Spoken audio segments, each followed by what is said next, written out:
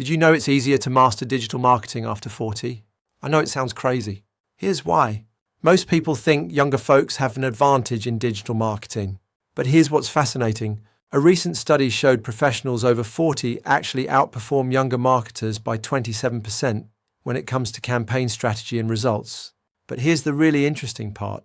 It's not about tech skills at all. The secret is life experience. Think about it. You've spent decades understanding how people think, what motivates them, and how to build relationships. That's literally what marketing is. Let me show you what I mean. Meet Tom. He was a 52-year-old sales manager who thought he was too old for digital marketing. But after learning the right way, designed specifically for mature professionals, he doubled his income in 8 months running campaigns for local businesses. The craziest part? He barely touched the technical stuff. Instead, he used his years of people skills to create messages that actually connected with customers. This is happening everywhere. More companies are actively seeking out older marketers because they bring something younger folks can't: wisdom and real-world experience. By 2025, over 60% of successful digital marketing campaigns will be run by professionals over 40. The question is, will you be one of them?